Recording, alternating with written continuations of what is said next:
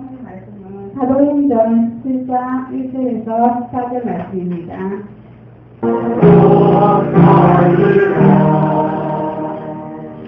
아멘. 예. 특별 새벽기도 2013년도 새해를 맞이하여 특별 새벽기도 세 번째 날로 하나님께 영광 돌려드리고 있습니다. 이제 오늘 저녁에 금요일 기도회는 특별 새벽기도 관계로 대체하고요. 내일 토요일, 모레 주일 새벽까지 해서 이제 이틀 남았습니다. 오늘이 딱 가운데 날이고요. 첫날부터 지금까지 수고하고 헌신하시는 여러분들에게 하나님께서 더욱더 큰 은혜를 더하실 것이고요. 새벽을 깨우는 여러분들의 믿음 위에 하나님의 영광이 더욱더 커다랗게 올려질 것이며 하나님의 은혜가 더욱더 풍성하게 임할 줄로 믿습니다. 오늘은 첫째 날 우리들은 새해를 맞이해서 어떠한 마음가짐으로 하나님 앞에 서야 할 것인가, 마리아를 통해서 우리가 그 하나님의 우리들을 당신의 종으로 세우시고 우리들을 설득하시는 그 하나님의 은혜를 생각을 하면서 주의 계집종이오니 주의 뜻대로 되어지이다. 자기 목숨까지도 내어놓고 하나님의 영광을 위해서 헌신하고자 하는 그런 마리아의 마음을 우리가 생각을 해보았습니다. 그리고 어저께는 또 이제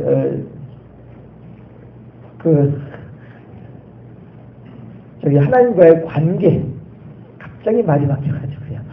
하나님과의 관계, 해서 하나님은 우리들과 더불어서 그렇게 하나님의 관계를 형성하며 하나님의 뜻을 이루어드리기를 소망하시는 분이 하나님이시다라고 하는 사실을 어저께는 생각을 해보았습니다. 그 한나와 엘가나를 통해서 말이죠. 그래서 우리들도 그렇게 하나님 앞에서 어려움이 있고 힘든 일이 있을 때에 그럴 때 더욱더 하나님을 의지하는 그런 삶을 살아야 되겠다.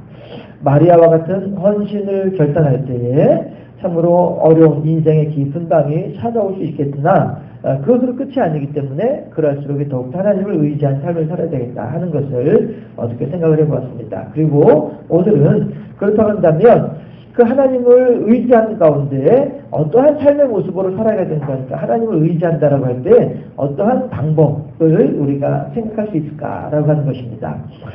두 교회가 지금 보이고 있지요. 두 교회라기보다는 두 지역이죠. 데살로니가라고 하는 지역이 있고 베레아라고 하는 지역이 있습니다. 물론 우리들은 잘 알고 있다시피 데살로니가 교회는 비록 이 사도 바울이 전도를 하던 초창기 때에는 대단한 핍박을 하고 대단히 박해를 하던 그러한 곳이었지만 우리가 오늘 읽지는 않았지만 그 이후에 데살로니가 교회는 아주 훌륭한 교회로 그렇게 세워지는 것을 우리들은 알 수 있죠. 그러나 이제 어쨌든 우리들이 그 하나님의 말씀이 흥하게 되어지는 과정 속에서 어떤 일이 있는가 두 교회를 한번 비교해 보고자 하는 것입니다. 그래서 데살로니가라고 하는 동네에서도 사도 바울은 유대인들 회당에서 전도를 하는 거예요. 요즘으로 말하면 이제 예배당과 같이 곳곳에 각 동네마다 유대인들이 모이는 회당이 있었습니다. 그래서 그 회당을 이제 그 예배당의 교회의 어떤 그런 그 모태로 보는 사람들도 있지요. 그래서 성전의 개념이 시간이 흐르면서 회당으로 바뀌고 회당의 개념이 또 시간이 흐르면서 예배당으로 교회를 이렇게 변하는 그런 변천의 모습을 볼 수 있는데요. 교회 전신과도 같은 곳이 이제 회당이었습니다. 그래서 회당은 곳곳에 있었고요. 회당에 가면 늘 회당장이 있었습니다. 그리고 회당장과 더불어서 두루마리, 성경 말씀이 늘 있었습니다. 그래서 사람들은 안식일마다 성전에는 가지 못하니까 멀리 떨어져 있다 보니까요.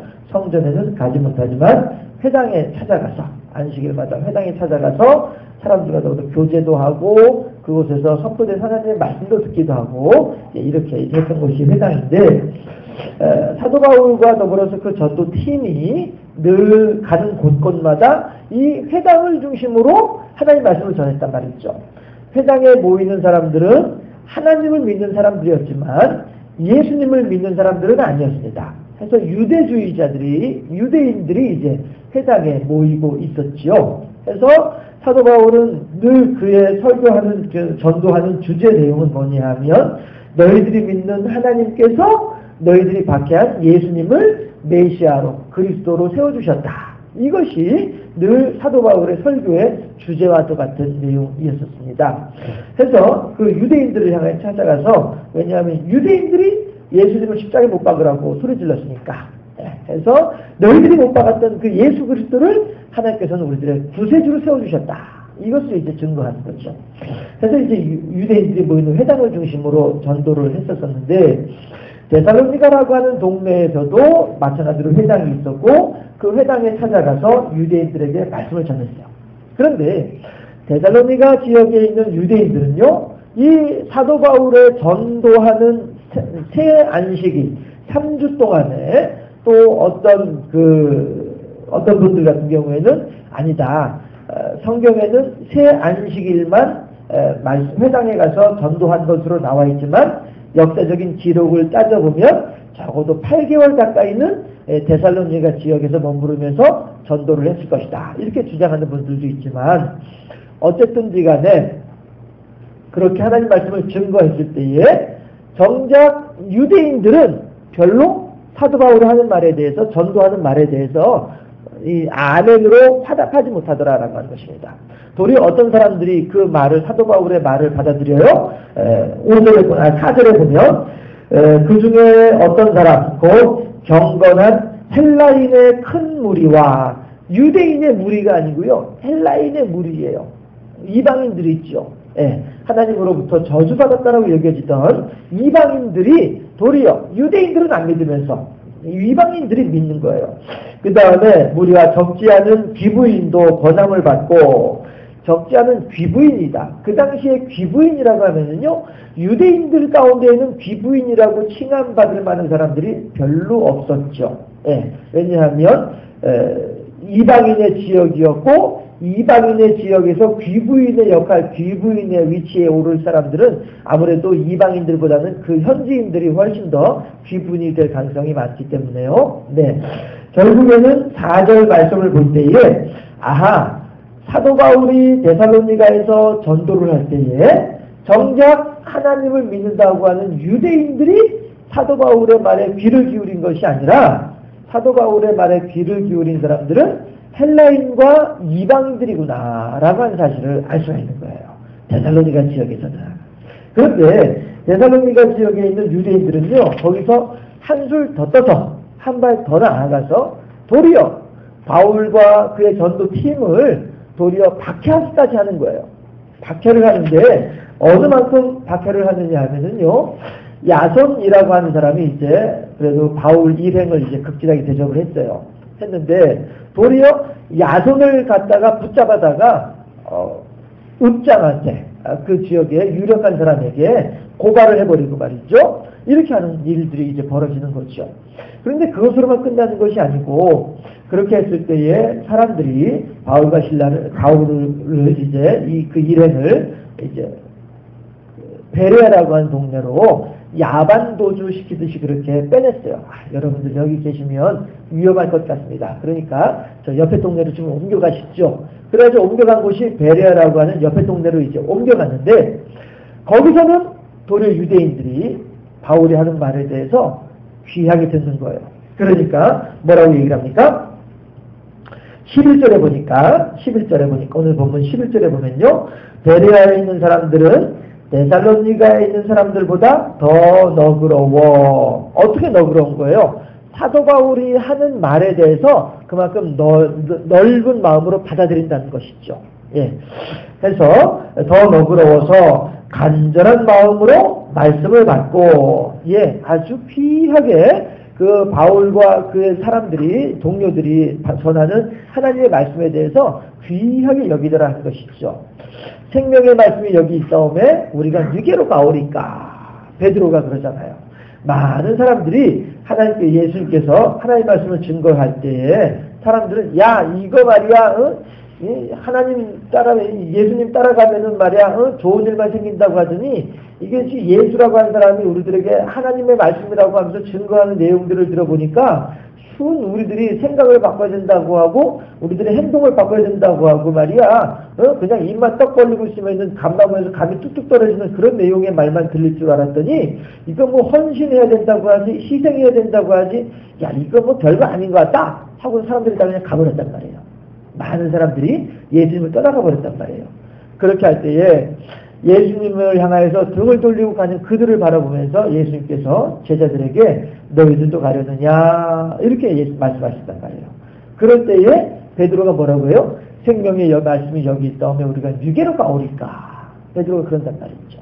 예, 그렇게 하나님의 말씀에 대해서 예수님께서 증거하는 하나님의 말씀에 대해서 귀하게 여기던 사람들이 제자들이었더라.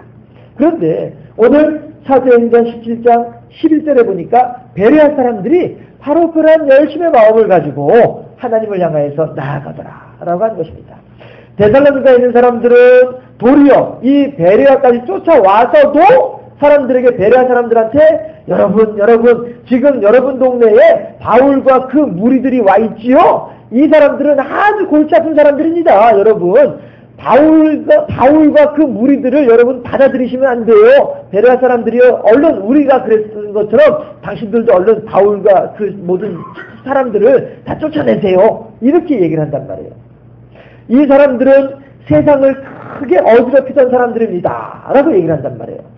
그랬을 때에 이 베레아 사람들은 도리어 그 데살로니가에서 쫓아와가지고 자기네 동네에서만 박해하는 것이 아니라 옆에 동네까지 쫓아와가지고 그렇게 박해를 하려고 하는, 회방을 하고 있는 그 사람들의 말에 대해서 그래? 그러면서 이렇게 혹한 것이 아니라 도리어 생명의 말씀이 여기 있사오매 더욱더 너그러워서 간곡하게 그 말씀을 받고 날마다 그 말씀이 참인가 해서 생각하고 묵상하고 상고하던 사람들, 이 사람들이 베레아 사람들이더라라고 하는 것입니다.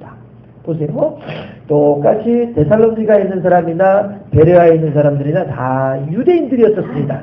그런데 데살로니가에 있는 유대인들은 바울과 그 일행에 대해서 회방을 했는가 하면, 베레아에 있는 이 유대인들은 바울의 말을 그대로 받아들이면서 날마다 상고했더라. 여러분 어떻습니까? 우리들은 2013년을 살아가는 가운데에 마리아같이 헌신하며 또한 어렵고 힘든 일을 만날 때에 한나와 같이 하나님을 의지해야만 한 삶을 살아야 될 텐데, 그렇게 하려면 우리들에게 에너지가 있어야 돼요. 우리들에게 힘이 있어야 돼요. 동력이 있어야 돼요. 그 힘이 무엇이냐면 말씀이다라고 하는 것이죠. 그런데 그 말씀에 대해서 데살로니가 사람들은 어떻게 받아들이고 있고 베레아 사람들은 어떻게 받아들이고 있는가? 이 비교를 통해서 그렇다면 우리들은 어떻게 해야 되겠구나, 이거에 대한 답을 가질 수 있잖아요. 그렇잖아요. 날마다 말씀을 상고하면서 그 속에서 하나님께서 주시는 음성을 듣고 하나님의 위로를 들으면서 새로운 힘을 얻어서 한나와 같이 분인나가 격동케 하는 그런 어려운 일이 있다 할지라도, 마리아와 같이 자기의 목숨을 내걸을 수밖에 없는 그런 두려운 일이 생긴다 할지라도, 오늘 아침에 내게 주신 하나님의 말씀으로 새로운 힘을 얻어서 하나님의 말씀을 따라 살아갈 수 있는 동력을 성경에서 얻어야만 마땅할 텐데, 우리들은 데살로니가 사람들과 베레아 사람들을 비교하면서 야, 이렇구나 알 수 있다라고 하는 것입니다. 그런데 더 아이러니한 일이 있죠. 비록 사도행전 17장 오늘은 이러한 모습이지만 이 일이 몇 년 지나고 나면 어떻게 돼요? 도리어 베레아에서는 하나님의 말씀이 퇴색되어져 가고, 그렇게 박해를 앞장서던 데살로니가에서는 하나님의 교회가 부흥하는 역사가 일어난다라고 하는 사실입니다. 얼마나 멋이 있고 얼마나 아이러니합니까? 여러분, 이 말이 어떤 의미 있을까요? 우리들 마찬가지로 선줄로 생각하는 자는 어떻게 해요? 넘어질까 두려워하라. 이것이 결국 우리들은 하나님의 말씀을 날마다 간곡하게 받아들이면서 상고해야만 하는데, 어떠한 자세로요? 더욱더 겸손한 자세로, 더욱더 낮은 자세로. 한경직 목사님께서 템플턴 상이라고 하는 상을 받아오셨어요. 이 사회로 말하면은 세계적인 노벨상과도 같은 그러한 상을 종교인들이 이제 받게 되는데, 그 템플턴 상이라고 하는 상을 받으시는데, 이 어른이 늘 하시는 말씀이 뭐였냐면, 나는 죄인입니다. 나는 죄인입니다. 어떤 죄인이에요? 신사참배를 했던 죄인입니다. 늘 이분은 늘 그렇게 교인들 앞에서나 하나님 앞에서나 죄인인 것을 고백하며 살아가셨던 분이 한경직 목사님이셨습니다. 그렇게 하다 보니까 후대에 있는 사람들이 어떻게 평을 하냐면, 이 한경직 목사님께서 이 템플턴상이라고 하는 그 귀한 상을 받을 만큼 그의 인격이, 그의 신앙이 인정받고 존중받을 수 있었던 원인 가운데 하나는 뭐냐 하면, 죄인이라고 하는 스스로를 겸비케 하는 마음가짐이었다. 후대의 사람들이 그렇게 평을 하기도 한다 하는 것입니다. 마찬가지로 데살로니가 교인들도 마찬가지로, 그래 내가 우리들이 불과 몇 년 전만 하더라도 그렇게 바울을 박해하고 그렇게 바울의 그 복음을 우리가 거절하고 했었지. 맞아, 우리들은 참 못된 사람들이야. 우리들은 정말로 하나님께 부끄러운 사람들이야. 이러한 겸손함이 도리어 지금 당장은 베레아에까지 쫓아가서 바울과 그 복음의 무리들을 방해하는 역할을 하지만, 그 아픈 경험이, 아픈 기억이 도리어 데살로니가 교인들을 더욱더 겸손하게 하고 더 진실하게 해서 하나님 말씀이 결과적으로는 더 흠악게 되어지더라라고 하는 것입니다. 한경직 목사님이 일제시대 때에 강압에 못 이겨서 한번 신사참배한 것이 이 양반을 평생 동안 하나님 앞에 죄인으로 만들면서 더욱더 겸손하게 함으로써 그가 더욱더 하나님께 큰 종으로 쓰임받게 될 수 있게 되는 것처럼, 그렇게 데살로니가 교인들도 마찬가지로 한번 그런 어려움을 겪고 난 뒤에 더 하나님께 겸비하여져서 더 크게 쓰임받게 되더라. 우리들도 마찬가지로, 우리들도 2013년을 살아갈 때에 베레아 사람들의 간곡한 마음으로 하나님의 말씀을 날마다 받아 상고하는 그 마음가짐을 우리들이 배워야만 할 것이고, 또한 이 몇 년 후의 일이지만, 오늘 본문보다는 몇 년 후의 일이지만, 데살로니가 교인들이 마저 우리가 그때 그렇게 복음을 방해하고 해방했었어 라고 하는 겸비함, 우리들의 본질을 알 수 있어야 되겠다라고 하는 것입니다. 마침 오늘 사랑구역에서 특송해 주신 내용이 지금까지 지내온 것 주의 크신 은혜라. 그렇습니다. 우리들이 지금까지 지내온 것이 하나님의 크신 은혜였구나. 내가 그렇게 큰 죄를 지었을 때에도 하나님께서는 우리들을 사랑하셔서 살려주셔서 이렇게 오늘의 은혜로운 자리에까지 오게 하셨구나. 이 사실, 모든 것이 하나님의 은혜로구나. 이 마음가짐을 우리가 늘 간직할 수 있어야 되겠다는 것입니다. 데살로니가 교인들을 통하여서는, 데살로니가 교회를 통하여서는 하나님 앞에 겸손함을 배워야 할 것이고, 베레아에 있는 교인들을 통해서는 하나님 말씀에 대한 열심을 우리가 배워야 되겠다고 하는 것입니다. 이렇게 겸손함과 열심으로 2013년도를 말씀을 가지고 말씀을 이렇게 대하게 된다고 한다면, 우리들의 삶은 하나님께 헌신하는 우리들의 삶은 더욱더 큰 열매가 맺혀지는 그러한 삶이 될 줄로 믿습니다. 마리아의 헌신이 한나의 고난 가운데에서 베레아 교인들의 열심과 데살로니가 교인들의 겸손함으로 열매 맺혀지게 될 줄로 믿습니다. 이러한 삶을 살아가는 우리 모두가 될 수 있기를 주님의 이름으로 축원합니다. 기도하겠습니다. 좋으신 아버지 하나님, 감사합니다. 2013년도 새해를 맞이하며 벽두부터 하나님께 특별 새벽 기도회로 모이게 하시니 감사하고, 지혜와 명철을 더하셔서 하나님의 말씀 가운데 날마다의 양식을 받아 먹게 하여 주시니 감사합니다. 이 모든 일들로 말미암아 우리들이 2013년도에는 더욱더 풍성하고 아름다운 열매로 하나님을 기쁘시게 하고 영화롭게 하는 하나님의 착하고 충성된 종이 될 수 있도록 인도하여 주시고, 이렇게 피곤하고 연약한 가운데에도 새벽을 깨우는 귀한 하나님의 권속들 심령 위에, 그리고 그들의 삶의 현장 위에 하나님의 은혜와 능력으로 더욱더 풍성할 수 있도록 복을 더하여 주시옵소서. 감사하고 예수 그리스도 이름으로 기도드리옵나이다. 아멘.